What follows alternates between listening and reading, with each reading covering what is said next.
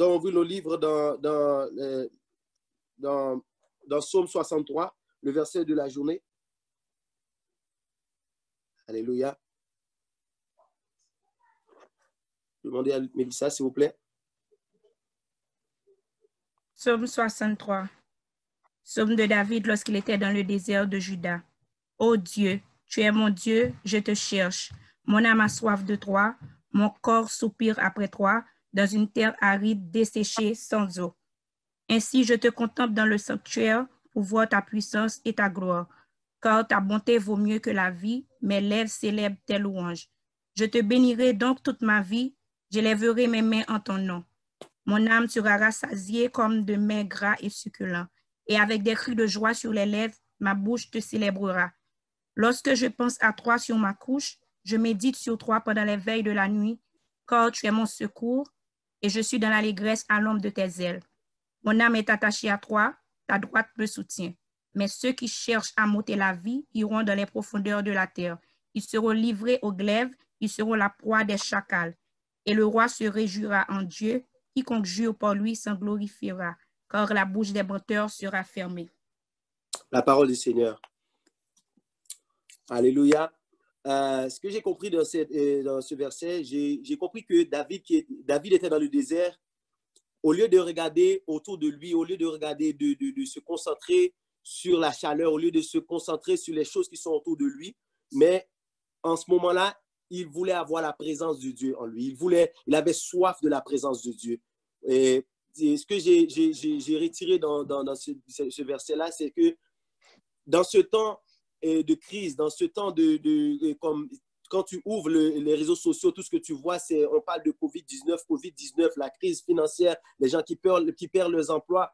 Et j'ai compris que nous, en tant qu'enfants de Dieu, il est important de chercher la présence de Dieu. Comme David a dit, mon âme a soif de toi. Il est important d'avoir soif de la présence de Dieu. Il est important de dire, Seigneur, je veux ta présence. Pas seulement quand on est à l'église, qu'on veut voir la présence de Dieu, on veut sentir la présence de Dieu, mais en ce moment même, comme je veux dire, dans ce lieu secret-là, c'est là que Dieu va en train de nous former aussi. C'est là que Dieu va nous révéler des secrets. C'est là qu'il va nous dire qui nous sommes réellement. Vous comprenez? C'est qu'au lieu d'être ébranlé de ce moment-là, il est important de demander à Dieu de nous remplir encore. Parce que là, quand tu es rempli de la présence de Dieu, c'est ce que David avait compris. À force qu'il avait demandé la présence de Dieu, il sait que s'il a la présence de Dieu en lui, la bouche des menteurs sera fermée. Alléluia. Pendant que l'ennemi attend que les églises vont fermer parce qu'il n'y aura pas, ils vont penser qu'il n'y aura pas d'hymne, il n'y aura pas des offrandes, il n'y aura pas ci, il n'y aura pas ça. Mais c'est là que la bouche des menteurs vont être fermée. Il va voir que c'est là que la gloire de Dieu va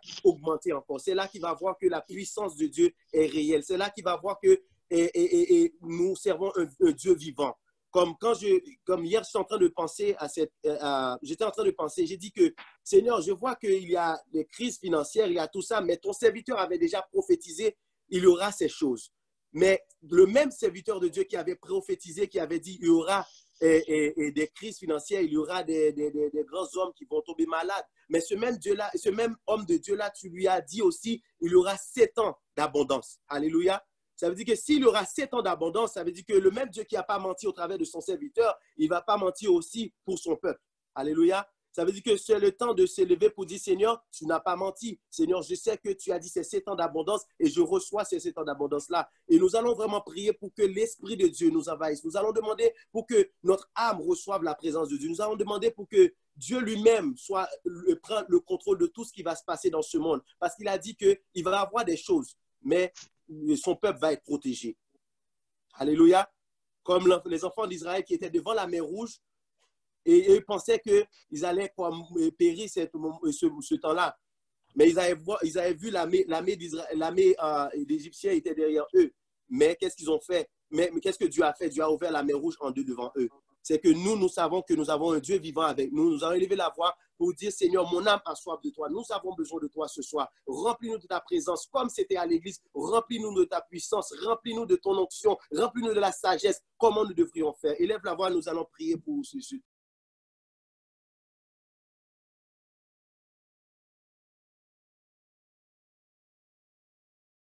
Je vais passer la parole à papa. Soyez bénis. Passez un bon moment de la présence de Dieu.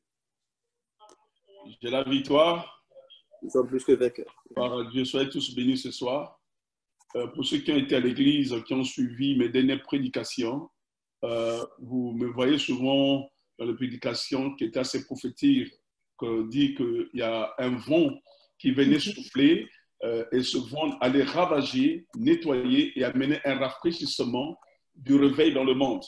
Et ce moment ne peut pas arriver si Dieu ne fait pas ce qu'il a dans son agenda. Je vous assure que ce que nous vivons aujourd'hui est entre les mains de Dieu.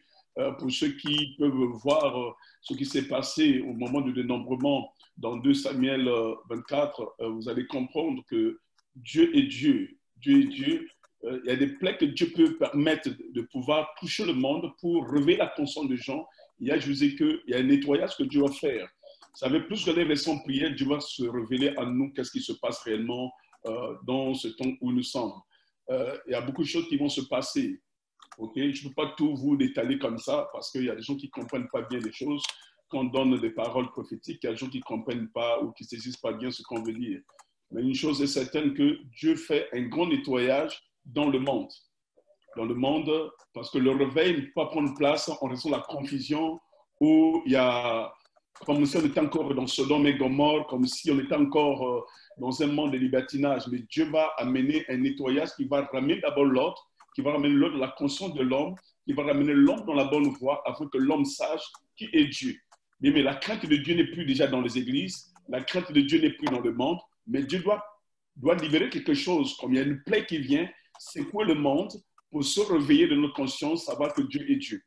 Aujourd'hui, ceux qui ne lisaient pas la Bible commencent à lire la Bible, ceux qui n'aimaient pas Dieu commencent à aimer Dieu, ceux qui ne voulaient pas prier commencent à prier. Donc Dieu fait un appel indirect à son peuple qu'il a créé à son image, à sa ressemblance, qui a été détourné ou dévié par des faux enseignements, ou qui a été dévié ou détourné par beaucoup de choses. Ainsi, Dieu est en train de nous préparer pour rentrer dans le réveil qu'il a préparé pour nous. Je vous disais que les apôtres, avant qu'ils puissent recevoir le Saint-Esprit, avant que le grand réveil, le premier grand réveil mondial commence, Dieu avait permis qu'il y ait une plaie qui a frappé le Maître Jésus. Et quand il fut enlevé, les disciples, de peur, ils sont allés dans la chambre haute où ils étaient en train de prier, de réclamer les promesses de Dieu. Et je crois que ce temps, c'est un temps, pas de confinement, c'est un temps où nous allons aller devant la face du Seigneur pour réclamer à Dieu sa présence, pour demander à Dieu sa miséricorde, pour demander à Dieu pardon de tout péché que nous avons accumulé qu'on appelle l'iniquité. C'est le temps où nous devons renouer notre relation réelle avec Dieu, se préparer sincèrement pour l'éternité. Comment pourrons-nous être des témoins de l'Évangile si nous ne vivons pas une expérience personnelle avec Dieu? Et je l'ai toujours dit, bien aimé, l'affaire de Dieu, c'est une affaire personnelle. Il faut que tu aies une relation personnelle avec Dieu. Quand tu n'as pas une relation personnelle, tu n'as pas eu à vivre une expérience personnelle avec Dieu, il te sera difficile de témoigner de Dieu simplement parce que tu as écouté des prédications. Mais c'est quand tu commences à vivre une expérience personnelle, que tu passes par la vallée de l'ombre de la mort, tu passes par la vallée de Baca, tu commences à réaliser l'importance de ce Dieu. Tu commences à réaliser l'importance d'aimer Dieu, de l'adorer de tout ton cœur, de toute ton âme, de pouvoir vraiment t'appuyer sur sa parole. Normalement, nous disons que nous avons la foi, mais on n'a jamais eu à vivre des obstacles ou des attaques qui dépassent de fois notre entendement. Mais c'est quand tu vis ces attaques, quand tu vis des épreuves, que tu vas savoir si vraiment tu es un homme ou une femme de foi. Et en ce moment où nous sommes bien aimés, notre foi est en train d'être éprouvée par cet événement.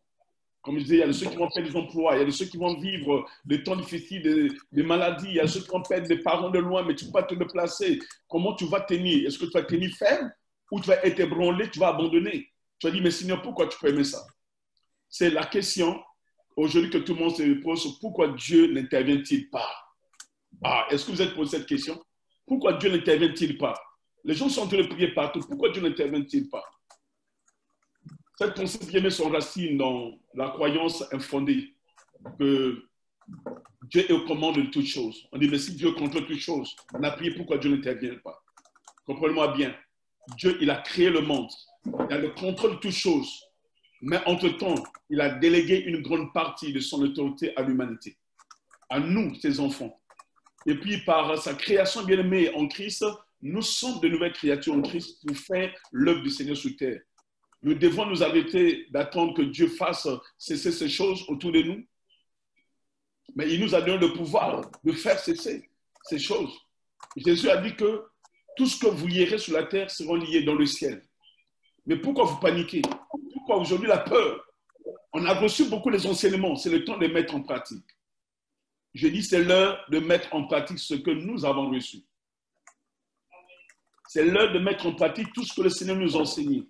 Amen. 5 ans, 10 ans de chrétienté, 20 ans de vie chrétienne, c'est l'heure de mettre en pratique ce que nous avons reçu.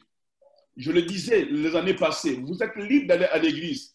Personne ne vous empêche. Mais quand je vais au Pakistan, dans le pays où on empêche les gens de ne pas prier Jésus, mais vous voyez ces gens font violence de venir et de prier en plein air pendant des heures jusqu'à minuit. Vous voyez le courage qu'on tue les chrétiens. Mais regardez la force qu'ils ont tenu ces gens, qui sont dans le pays islamique. Mais nous étions dans un pays libre. Regardez aujourd'hui le monde quasiment bloqué partout, les frontières fermées partout. Qu'allons-nous faire? Allons-nous baisser les bras? Nous avons encore la possibilité de prier en ligne. Mais combien de gens disposent de temps? Combien de gens sont prêts d'avoir ce moment de venir vraiment prier, de prier ensemble, de chercher Dieu ensemble? On peut continuer à avoir des excuses. Ouais, je devais manger, mais tu as eu toute la journée pour manger. Et quand tu viens, prends l'attitude de prière. C'est pas parce que tu es à la maison. Dieu te voit, tu ne fais pas ça pour faire plaisir à quelqu'un là. Mais là, tu le fais pour toi parce que tu veux vraiment rentrer en communion avec le Seigneur.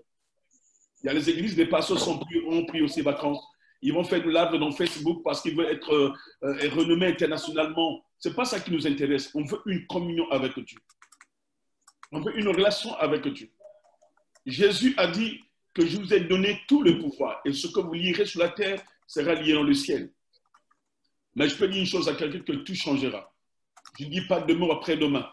Quand le pasteur John a dit, nous entrons dans les 7 ans de préparation d'abondance, Dieu n'est pas un menteur. Ce qu'il a dit, il le fera. Et j'assure un l'instant, il y a des gens qui vont profiter de l'occasion, qui vont monter leur chiffre d'affaires, qui vont augmenter leurs activités et qui deviendront réellement riches à la fin de la saison. Mais il y a ceux qui vont regarder la tempête, qui vont dire non, on tue les gens meurent, tu t'enfermes à la maison, tes idées sont mortes. Non, c'est le temps où tu dois développer tes idées.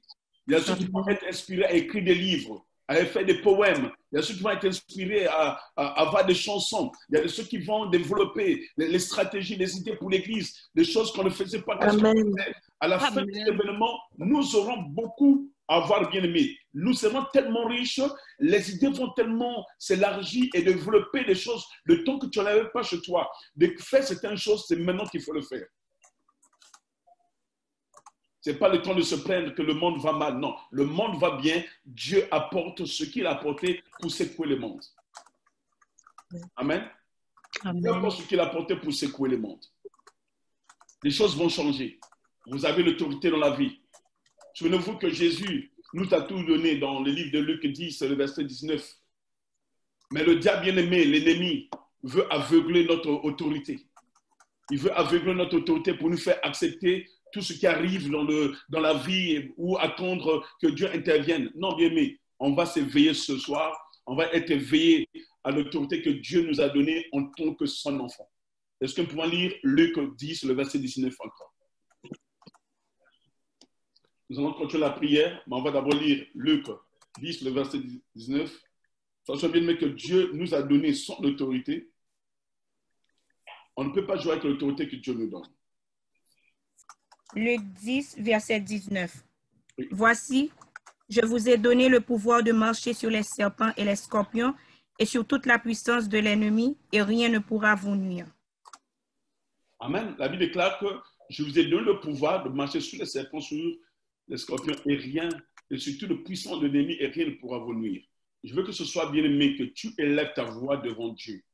Que toute puissance de l'ennemi qui est autour de nous maintenant, parce que nous attendons que Dieu intervienne, mais Dieu attend que nous puissions intervenir. Dieu attend que tu interviennes dans ta famille, que ce virus ne vienne pas dans ta famille, ça ne vient pas dans ton église, aucun membre de ta famille ne quittera la terre à cause de ces virus. Tu vas prier, prendre autorité sur toi-même, sur les œuvres de l'ennemi, que rien ne puisse te nuire. Amen. Nous allons élever nos voix, prions le Seigneur, par l'autorité qui nous a été donnée, prions Dieu. Alléluia.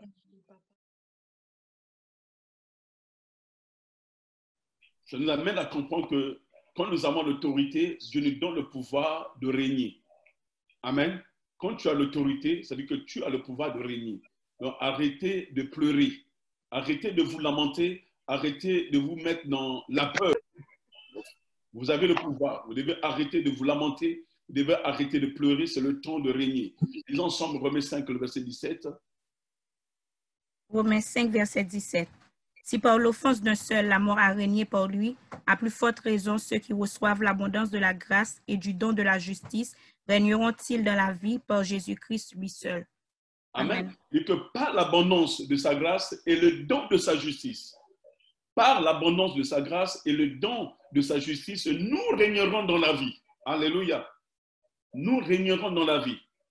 Pour dire que si vous éveillez à la grâce bien-aimée et à la justice, à l'autorité que Dieu vous a donnée, vous arrêterez de pleurer, mais vous allez commencer à régner. Vous arrêterez de pleurer et non pas vous sentir comme des victimes. Il y a ceux qui se sentent comme s'ils étaient des victimes. Ah, certainement, ça va m'attraper. Dès quelqu'un, tous, on était, hey, certainement c'est ça, tu as mal au cœur, certainement c'est ça. Le nez commence à couler, certainement c'est ça. La panique. La panique. Même à la maison, comme vous êtes entre vous là, quelqu'un tout ça, hey, les autres te regardent bizarrement, certainement, tu as qu'un. Va te faire examiner, va faire le test, va faire le test. Mais non. Avant Corona, est-ce qu'on n'éternuait pas? On ne toussait pas? On n'avait pas de rhume? On n'avait pas mal à la tête? On n'avait pas mal à la gorge? On n'avait pas mal au ventre? Voyons donc. Par l'abondance de sa grâce et le don de sa justice, nous régnerons dans la vie. Si nous avons reçu l'autorité, on va arrêter de pleurer. Nous allons régner avec le Christ. Ne nous sentons pas comme des victimes.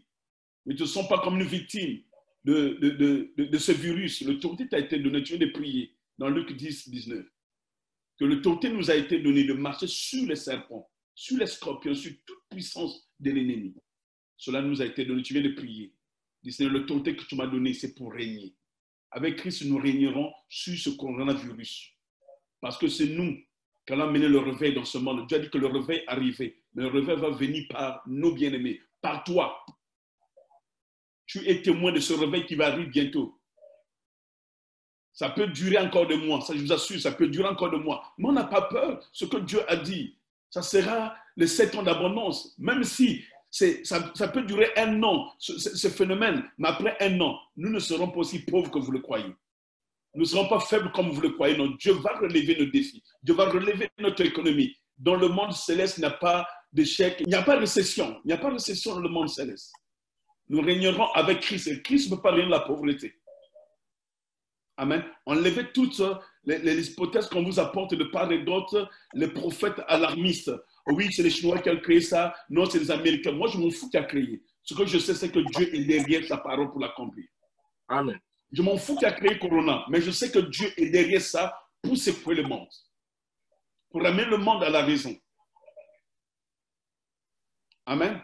Aujourd'hui, tout le monde, homme, femme, de couple, sont en train de venir au Seigneur. Comment ça dit, non, cette affaire-là, il faut qu'on cherche Dieu. Comprenez? Bon, vous avez compris. Parce qu'on a pression, on est fatigué, on nous met en prison pour ça. C'est bon. Maintenant, là, Dieu n'a qu'à faire. Dieu est en train de nettoyer le monde. Je vais parler la dernière fois, réécouter la prédication, j'avais dit qu'il y avait une puissante vague qui venait pour ravager, pour nettoyer le monde, et un rafraîchissement allait venir pour amener le réveil. Mais ce rafraîchissement ne peut pas venir s'il n'y a pas d'abord ravage. Le corona va d'abord secouer, ravager. Après, maintenant, Dieu va établir son trône pour amener le réveil. Je dis que l'église sera remplie. Beaucoup d'églises vont être remplies. Je voyais les stades remplis de gens qui sont en train de prier. Après, bien, les gens n'auront pas le choix d'aller maintenant prier après qu'on va sortir du confinement. Les gens, quand on dit qu'il y a prié là-bas, disent, je vais aller prier. Comme Dieu m'a secouru, je ne sais pas c'est quoi le next. Les gens vont chercher Dieu. Amen. Ne partagez pas n'importe quoi dans les médias sociaux. Ne croyez pas de n'importe quoi. Croyez en Dieu, croyez en Jésus-Christ. Le pouvoir vous a été donné.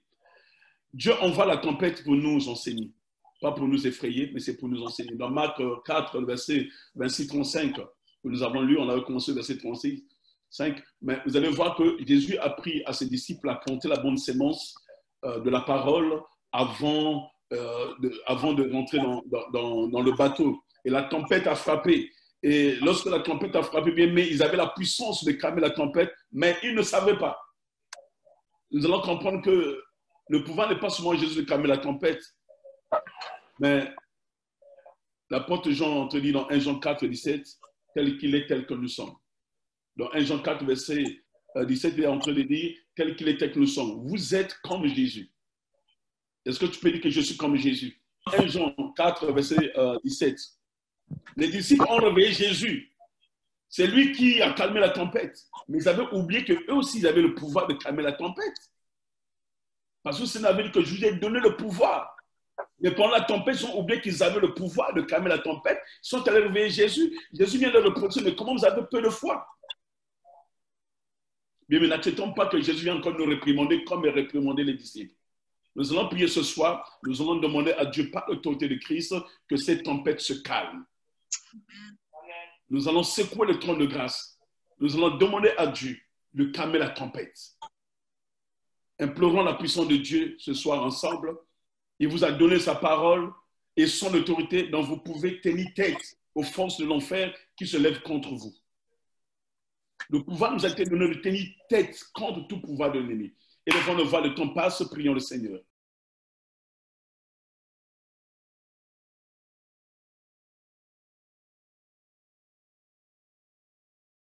Le psaume 107, le verset 28 à 30, nous allons lire cela. Psaume 107, verset 28 et 30. Parole de Dieu lisant. Psaume 107, verset 28 à 30. Voilà. Dans leur détresse, ils crièrent à l'Éternel et il les délivra de leurs angoisses. Il arrêta la tempête, ramena le calme et les ondes se turent. Ils se réjouirent de ce qu'elles s'étaient apaisées et l'Éternel les conduisit au port désiré. Amen. Amen. Est-ce que nous avons compris le passage? Dans leur détresse, ils n'ont pas crié à l'ennemi, ils ont crié à l'Éternel. Il les délivra de leur angoisse. Il arrêta la tempête, ramena le calme et les ondes se turent. Il se réjouit de ce qui nous était apaisé et l'Éternel les conduisit au port désiré. Nous allons prier, bien-aimés, ce soir, que le Seigneur puisse arrêter la tempête. Nous avons prié pour calmer, mais si notre force ne peut pas, nous avons le secours de l'Éternel. Et lui, le Dieu Tout-Puissant, l'Éternel des armées, nous avons imploré, mais nous allons maintenant faire appel à lui, qui est notre général de l'armée, de descendre et de calmer cette tempête à laquelle nous faisons face maintenant, qui amène plutôt la peur que la crainte de Dieu. Nous allons prier que cette tempête amène la crainte de Dieu et non pas la peur. Si Dieu peut permettre telle chose qui va d'un pays à un autre, d'un continent à un autre, il n'y a que Dieu qui peut permettre cela. Il y a eu des fléaux, mais jamais de ma naissance jusqu'à aujourd'hui, je n'ai jamais vu cette chose arriver dans le monde. C'est la première fois de ma vie. Amen. Nous allons prier, bien-aimés, que l'Éternel, dans notre détresse, qui descende et qui intervienne pour arrêter cette tempête et que les gens marchent dans la crainte de son nom. Que les nations se procèdent devant lui, que les nations l'adorent. Je dis, bien-aimé, encore je vous le dirai, ce moment va amener. Pourquoi ça a commencé par la Chine? Je vais vous déballer un peu les choses. Pourquoi ça a commencé par la Chine? L'Asie est entourée, c'est un continent où il y a beaucoup de dieux. Il y a beaucoup de dieux et Dieu va secouer davantage. Ce que vous avez vu, c'est rien à ce qui va venir bientôt. L'Asie va être beaucoup secouée parce qu'il doit abandonner tous les faux dieux qu'ils adorent pour se tourner vers l'Éternel. Il y a beaucoup de lois qui interdisent là-bas que les chrétiens n'exercent pas. Ils ont vraiment rejeté Dieu. Mais Dieu va permettre qu'il y ait des secousses. Toujours commençons par là-bas pour que ces nations viennent au Seigneur. L'Amérique devient de plus en plus frappée. Pourquoi? À cause de l'orgueil qu'ils ont pris, que la grande puissance ont tout. Et ce que vous voyez, c'est encore être plus frappé. Souvenez-vous, l'Asie et l'Amérique sera beaucoup secouée. L'Afrique va subir un peu des conséquences, mais c'est les deux nations, les deux continents qui vont être beaucoup secoués. Et les autres vont subir le sort parce que Dieu est en train de réajuster le monde. Le réveil doit commencer, mais un vrai réveil, pas un faux. Dieu ne peut pas mélanger son réveil avec le réveil du monde. Il y aura confusion. Nous allons prier que la crainte de Dieu puisse saisir le monde et que nous marchons dans l'obéissance de la parole de Dieu pour faire sa volonté. Élevons le voix, le temps passe, prions.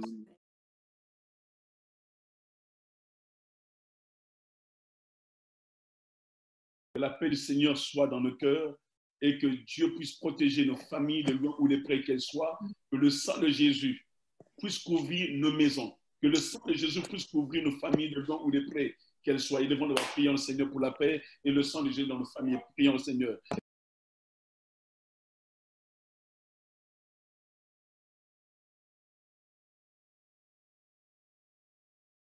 Je vais encore relire le passage qu'on a lu. Dans leur détresse, ils crièrent à l'Éternel et il les délivra de leurs angoisses. Il arrêta la tempête, ramena le calme et les ondes se turent. Il se réjouit de ce qu'elles étaient apaisées et l'Éternel les conduisit au port désiré.